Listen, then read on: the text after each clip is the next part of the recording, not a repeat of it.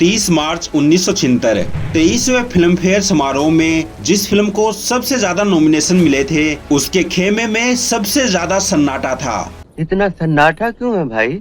ये सन्नाटा इसलिए था कि बेस्ट फिल्म से लेकर स्टोरी, एक्टिंग, म्यूजिक सहित करीब 10 कैटेगरीज में नॉमिनेट होने के बावजूद ब्लॉकबस्टर फिल्म शोले को सिर्फ एक फिल्म फेयर अवार्ड नसीब हुआ, और वो भी बेस्ट एडिटिंग के लिए माधव सिंधे को। 9 नामांकन पाने वाली दीवार और अमानुष जैसी फिल्में ज्यादातर मैन कैटेगरीज के सभी अवार्ड्स ले उड़ी थी, लेकिन यहाँ सबकी नजर इस शख्स पर थी जिसे रमेश सिप्पी, अमिताभ बच्चन, धर्मेंद्र, संजीव कुमार और हेमा मालिनी जैसे सितारों की भीड़ में शायद ही किसी ने पहचाना हो, और आम आदमी ने तो शायद इनका नाम भी पहले नहीं सुना हो। माधव सिंधे वो फिल्म एडिटर हैं जिन्होंने शोले, उससे पहले सीता और गीता और शोले के बाद रमेश सिप्पी की ज्यादातर फिल्मों की एडिटिंग की थी, और यहाँ उनके जिस काम के लिए फिल्म फेयर मिला था, भारत की सबसे लंबी, सबसे प्रभावी फिल्म शोले के एक एक सीन, एक एक एक्शन सीक्वेंस को एडिट करके कॉम्पैक्ट एक्शन ड्रामा में तब्दील करने का कारनामा। ये काम कितना दुरूर था, इसका अंदाजा इस बात से लगाइए कि शोले की कुल शूट की गई रील्स की लंबाई करीब 3 लाख फुट थी, जिसे काट छाट कर 21,000 फुट और बाद में सेंसर बोर्ड की कैंची चलने के बाद 18,000 फुट यानी करीब 3.5 घंटे की फिल्म में तब्दील किया गया। आज हम शोले की एडिटिंग के बहाने ही आपको उन दुर्लभ सीन से भी रूबरू कराएंगे जो ना चाहकर भी किसी न किसी कारण से फिल्म से हटा दिए गए, वरना फिल्म तो बेतहाशा लंबी होती ही, शायद इसका इम्पैक्ट भी कुछ अलग ही होता।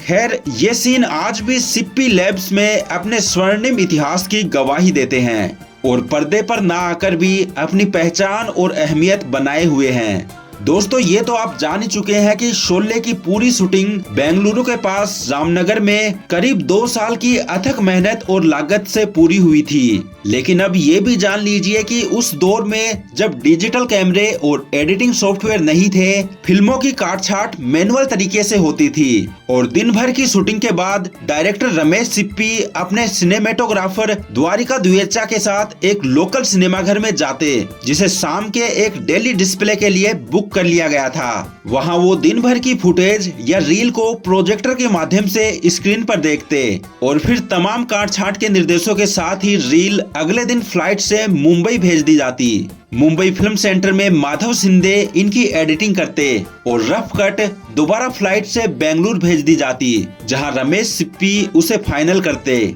हालांकि सिंधे भी कई बार बेंगलुरु में बैठकर एडिटिंग करते, लेकिन यहाँ उनका सिनेमेटोग्राफर द्वारका और एक्शन डायरेक्टर जिन एलन के साथ अक्सर कहा सुनी हो जाती कि तुमने ये शॉट क्यों हटाया, वो सीन क्यों छोटा कर दिया।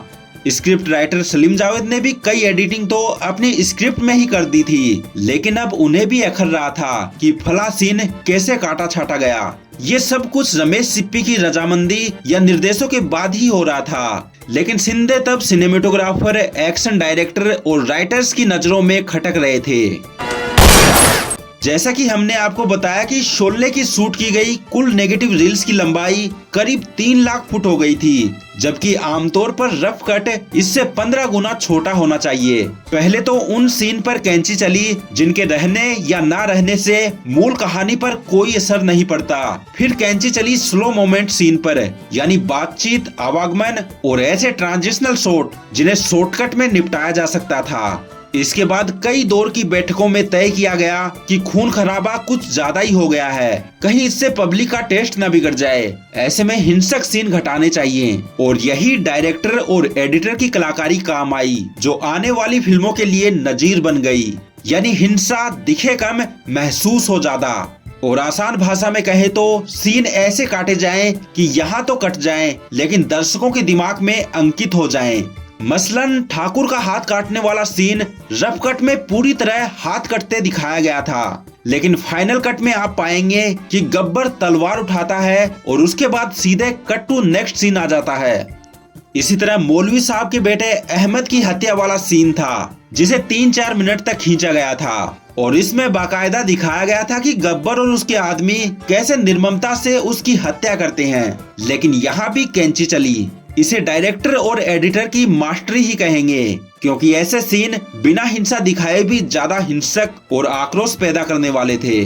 3-4 मिनट का एक और कॉमेडी सीन काटकर निकाल दिया गया, क्योंकि 4 घंटे की फिल्म को हर हाल में 3.5 या 3.25 घंटे तक लाना था। ये सीन था सूरमा भोपाली वाले सीन से जस्ट पहले का, जब जय और वीरू एक ढाबे में खाना खाने जाते हैं और वहाँ कुल्ली करने को लेकर उनके मालिक के साथ उनका झगड़ा हो जाता है। मालिक का रोल जाने माने एक्टर डायरेक्टर मारुति राव परब ने किया था, जिन्हें पेमेंट तो हुई पर वो पर्दे पर नजर नहीं आए। इससे अंदाजा लगाइए कि जैसे सांबा, कालिया जैसे किरदार जो चंद मिनटों के शॉट से ही अमर हो गए, ऐसे में कई किरदार इस फिल्म में थे जिन्हें एक आध मिनट ही नसीब हुआ था और वो भी फाइनल कट में बाहर हो गए।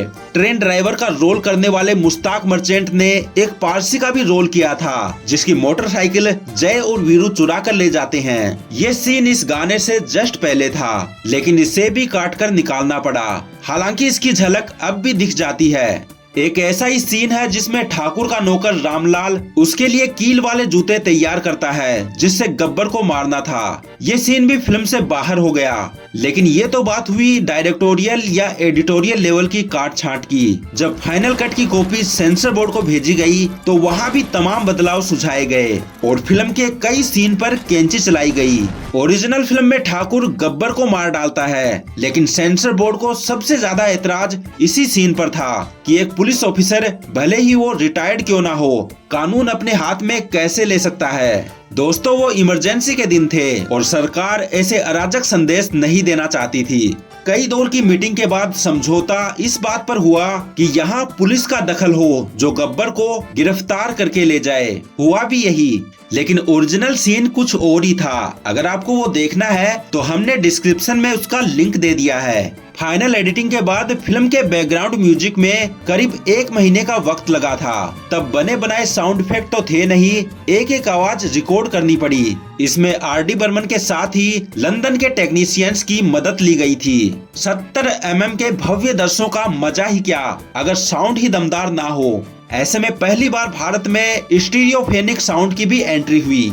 गोली चलने की आवाज हो या कांच टूटने की, तांगे की या फिर सीटियों और घंटियों की, सब कुछ बड़ी शिद्दत और टेक्निक से प्रोड्यूस किए गए थे। इसके लिए शोले की साउंड टीम ने काफी वक्त लंदन में गुजारा था। साउंड पर इतने ज्यादा इन्वेस्टमेंट का ही नतीजा था कि इसे बनाने के लिए प्रोड्यूसर्स ने इसके ऑडियो वर्जन के करीब 300 रिकॉर्ड्स जारी किए थे, जो बाद में कैसेट्स बनकर भी बाजार में आए और फिल्म के साथ ही इसके डायलॉग्स घर घर में गूंजने लगे। करीब 3 करोड़ के बजट की रिकवरी कैसे होगी, इसे लेकर क्रिटिक्स आशंकित थे, लेकिन फिल्म मेकर्स को पूरा भरोसा था। 15 अगस्त 1975 को इसकी रिलीज से पहले पहली बार मुंबई के चौपाटी पर एक होर्डिंग लगी, जिस पर लिखा था greatest films ever made and greatest story ever told.